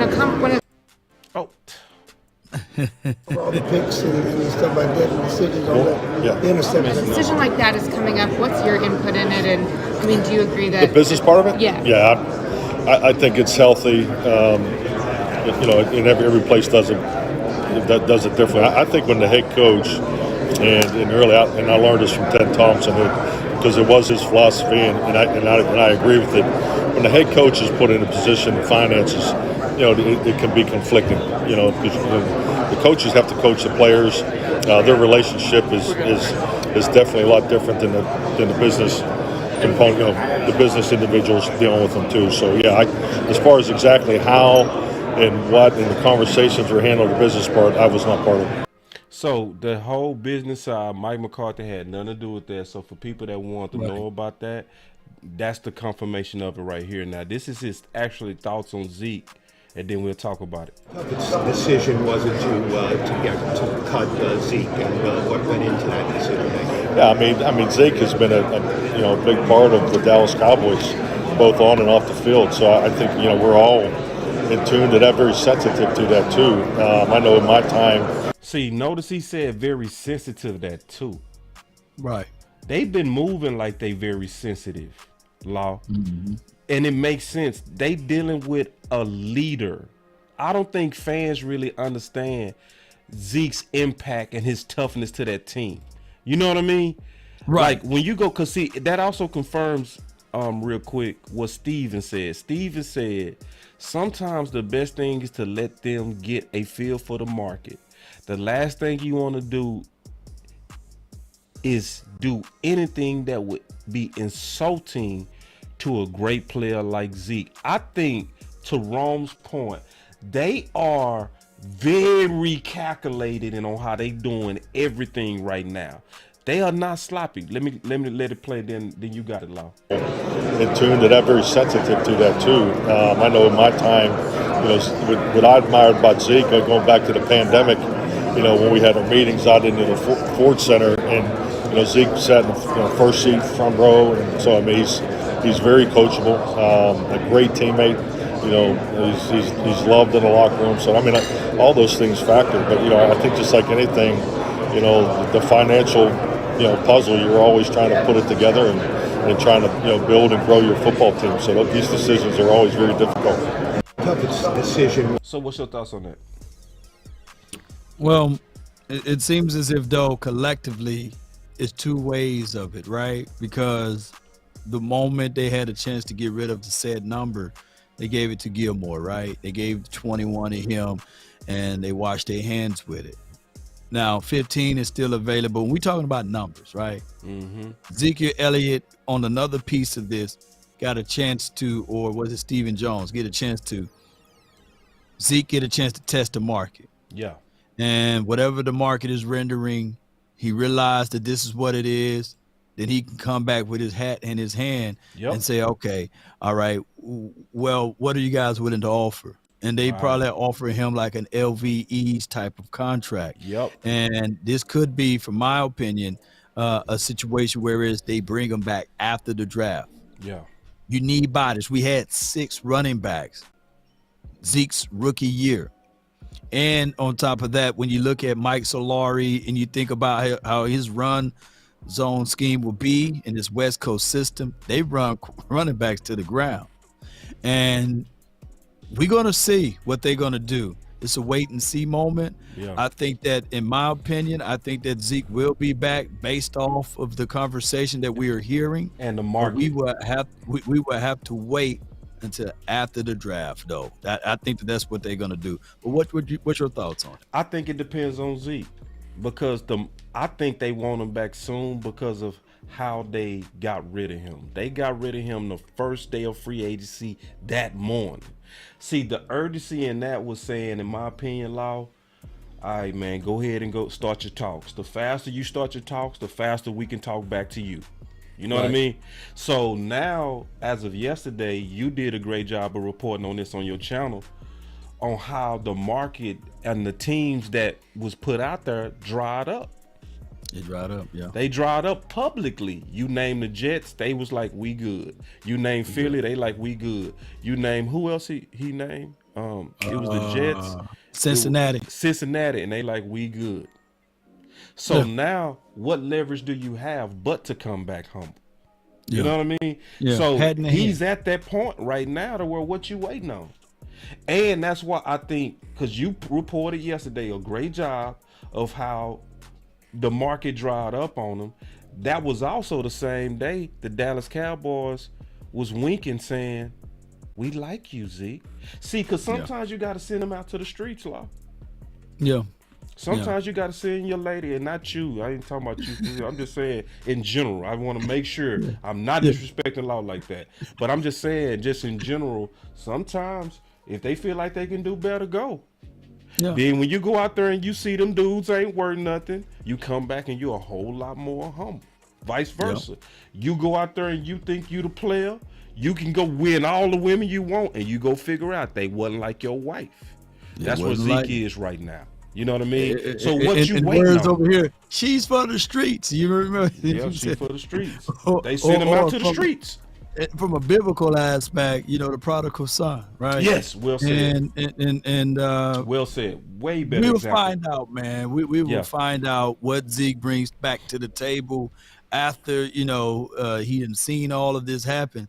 And we've seen stranger things happen before in Cowboys land. A lot of people young that didn't remember when Herschel Walker came back, when they made a move to get him back on the team. You remember that? Yeah. So if Herschel Walker can come back after being traded, you know what I'm saying? Zeke can come back. Hey, he was all right. You know what I'm saying? Yeah. The combination was all right. You know, kick off, return Walker, you know. And I think people making too big of a deal, Law, out of that number. The number. Because 21 is not Gilmore's number. Right? He took 21. But if Zeke come back, they go talk it out like men. I bet $1 million. Oh, you think so? If he won 21 I never even looked at that. You know what I'm saying? I think we make it too big. You know what I mean? Like, oh, we just got rid of Zeke. We put 21 on 33-year-old Gilmore. We done. No. If Zeke won 21, I guarantee he'll get it back. Now there's a Cowboy store right down in Cedar Hill. I'm gonna drive up there to see whether or not, if I see a Gilmore 21, I'm gonna be like, man, they selling them things like hotcakes. But if they ain't in that pro shop yet, you know what I'm saying? Then I agree. That's a good point. Listen, you right on that. The economics of 21. I can't be mad. Yeah. I want that 15 to be dope. And they'll double up on jersey sales too. Ooh, oh yeah, now that 15, I go get 15. I go get a 15 too, and I like the idea of him having 15 because it's like a new beginning. 21 was the young Zeke, 15 is the new Zeke, 15 a cheaper Zeke, 15 is the dude that got to be humble. 21 was the dude that was the man. Yeah. Even Dak, didn't Dak wear 15 too? You know what I'm saying? Yeah, 15. Maybe Dak would see it even better with other flair. Shout out to my guy Dak. All right, can you go one more? I got one more in here, bro. Oh, man, I'm all nighter, man. You know all right, I got one more, and I think this is the one that I wish Rome could have stayed for, because he brought this up and you brought this up early. This part, listen. All the picks and stuff like that, and decisions on the interceptions. Have y'all gone over that? Yeah, definitely. We spent some time. He was in for whatever day he was in there for.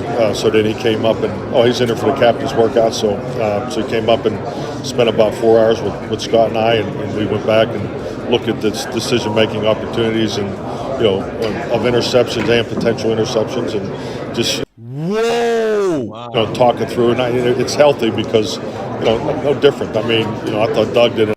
4 hours, Law. Just talking about the 15 interceptions, and they said not even just those 15, the other ones that was dropped. Ooh. True. So you mean to tell me, Law, they not serious about getting that clean? 4 hours? An interception meeting for 4 hours. Yeah, make it 8. You know what I'm saying? Yes, indeed. Make it a full day, man. 4 hours is a long time in that meeting room. You know how it is in film room. Yeah, 4 you know hours. How it is. 4 hours. Hold on. Yeah, wait, let me keep going. An excellent job with the quarterbacks, but the room will be different. I mean, it's just anytime you have a new coach in there, and it'll be Scott's new opportunity too. But Brian and I will be in there pretty much full time. So getting that that landscape laid too. So we just it's pretty fluid. Speaking. You know what I picked up from there? He says, Scott told Zing would be the guy, but he said Brian Schottenheimer and him would be in there as well. I wonder if we can find clips of him saying that previously, before the year 2023. That's something to think about. I don't really think Doug Nussmeier. I don't think them boys get along like Doug Nussmeier, Coach Mike McCarthy, and my guy Kellen Moore. I don't think that they were in that room working it out like that. Nah, I sense that too, Law. I sense it just like you sense it. I also sense anger on Mike. See, I think Mike loved football. You know what I mean? And I think he was very pissed to lose against Green Bay, to lose against the Jags, to not be the number 1 seed. He didn't put it in the public, but he pissed. See, because that's why he made that face when he said in 21, when I tried to say we need to run the ball, and he looked like, when we do like that, Law, like Law, remember I said, you know what I mean? You making the emphasis that they didn't listen to me. They didn't listen to me, and the tone was, it cost us. It did. It did. But the good news about that is you can see that it's a major emphasis on cleanup. I'm saying emphasis on cleanup. You spent, and see, that's why we had to do a whole show, in my opinion, on this final word on the owners meeting talks. Now, notice we didn't do a lot of Stephen Jones and Jerry Jones because we're not really trying to talk about propaganda in games. We wanted to talk about the guy that's talking about football, the guy that's all about football right now, the guy that's truly steering the ship. What's your thoughts on that, Law? No. You're right. The truth of steering the ship. And when you get more and more football conversation into it, it get less hypey. It get more and more bland, and it'll be just like what you thought Mike McCarthy would bring to the table, the unknown. I was watching one of your episodes, and you said Mike McCarthy is just different. Yeah, he different.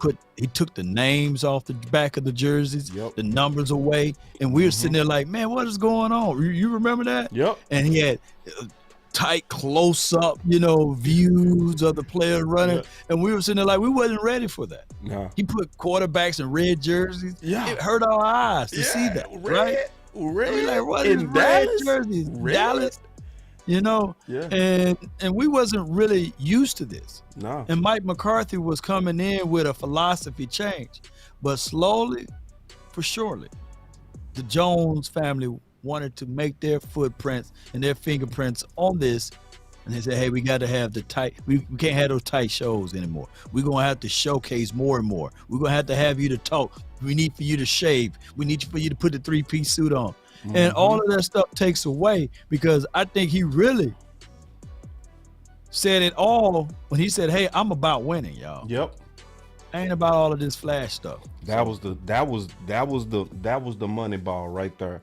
And I think it's kind of like what we talked about before. See, because here at the Final Word, we know we say things that's taking a risk. We know that. But our style is we'll look like we wrong now, but y'all go have respect for us later. That's how Mike McCarthy is. You know what I mean? Yeah. It's things that you might hear on the Final Word that might be early. So you kind of doubting it. But then after it play out and you look back and say, okay, who was saying it in the beginning? You gonna have respect for Law. You gonna have respect for Big and Boss and the OC and Wrong. Because we put our cojones on the line early. That's our style. That's how Mike is. So I think the Joneses looked at it and said, damn, he was telling us right the whole time. You know what I mean? And it built a respect to where they like, so going forward when he say stuff, they like, yeah, let's rock with Mike. Yeah. So let's get into our Final Word. I'm gonna start it off. So hold on, before you go, I just gotta say this, man. One more point, man. Yeah, sure. No, it's for my guy, Coach Marvin. You know, the Coach Marvin in there, man. Yeah, Lord, just check this out, y'all. Coach Marvin had that deep one. Yeah, Lord, man. You got the super chat. Read the whole thing.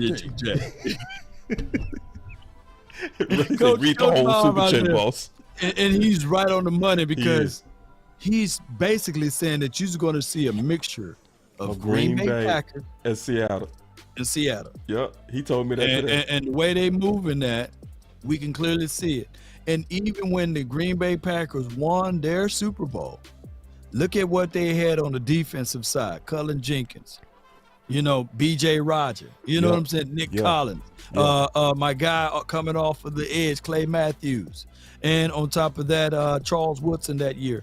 Those were the guys that made it to the Pro Bowl, and I think four of those guys made it All Pro that year. The only person that made it to it was one other guy on the offensive side that made it Pro Bowl. Not even Aaron Rodgers made it to the Pro Bowl that year. Right. But you guys get what I'm saying. Coach Marv is on to something on how this team is being built and operated from the defense end, plus the offensive side is a merger of two philosophies of two kings. Ooh. And I'm only saying this so that you guys can understand. Dan Quinn got all of his toys. It's time for Mike to get his. Elaborate. Hold on, dog. You got to elaborate on the two kings, bro. You got to elaborate. Take your time with that too, bro. Because I heard it. Please elaborate on that. Please take your time, indeed. Please. All right. The two kings. The two kings. When you have football knowledge and pedigree, one of the things that we can see is fingerprints. When Dan Quinn got the spot, the old fingerprints were wiped away quickly because he didn't have a Kellen Moore on the defensive side. Remember Rob Marinelli's defense, or it went from Rob Marinelli's defense to the other guy, I forgot his name, Mike something too, in 2020. What was his name? Historically bad defense. That was Mike Nolan. Mike Nolan, right?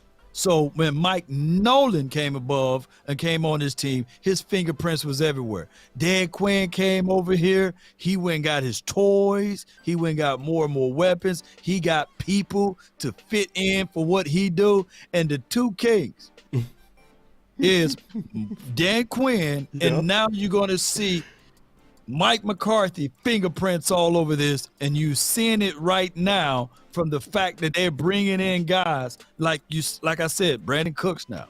Like I said, now you got a situation and scenario that you're gonna have Dak Prescott working in the room with my guy Mike McCarthy, Scott Tolzien, as well as with the what's the other guy, Brian Schottenheimer. So that is king move. Because he couldn't move and operate that way when the Prince was there, when Kellen Moore was there. So now you got a true voice. You got a guy that got voice with rings and hardwares under his resume. That's what I meant by the two kings. And see, it's so funny you said that, bro, because it's amazing how we think the same and we don't talk about stuff. You know what I mean?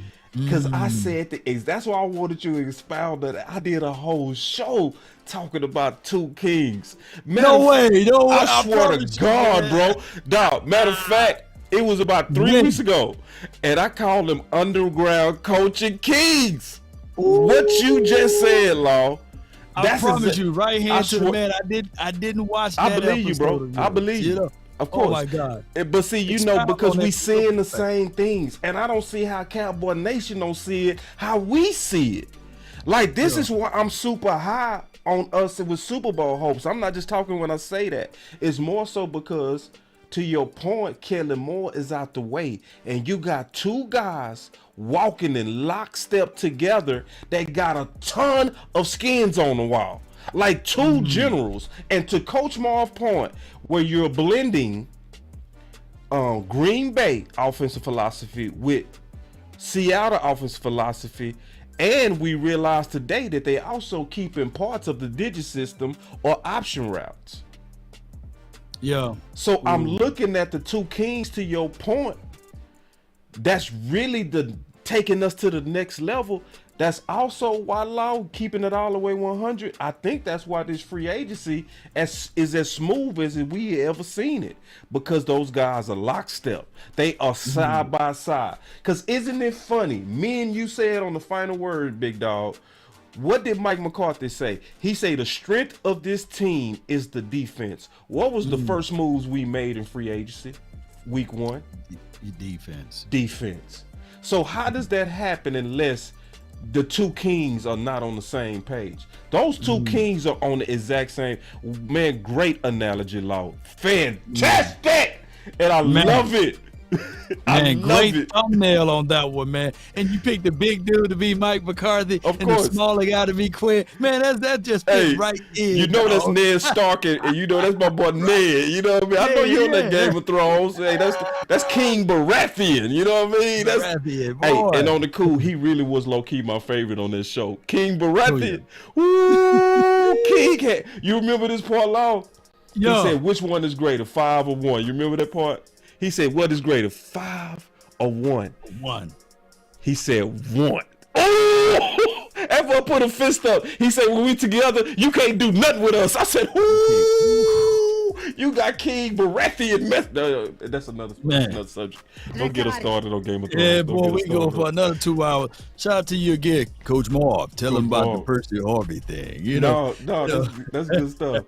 But get into the final words, man. This owners meeting, to me, showed a lot.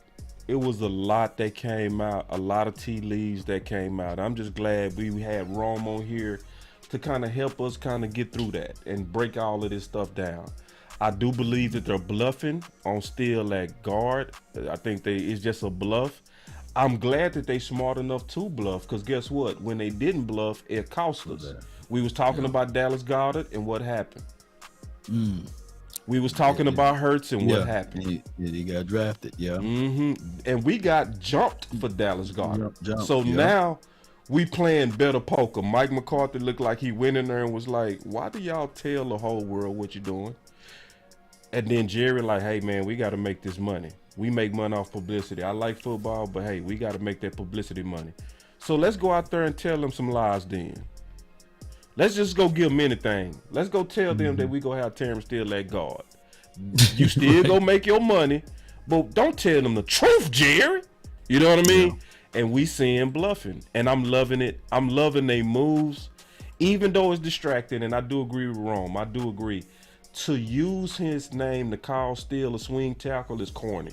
I love how Rome said that it's corny. Let me show my boy a picture again. That's mad corny. Real talk to do that. But I do get the strategic purpose of trying to throw off your guys. So I like that. I like that Mike McCarthy was clear on likely what our future is going to be.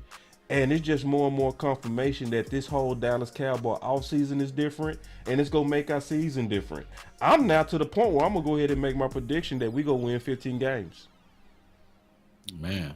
That's my final word.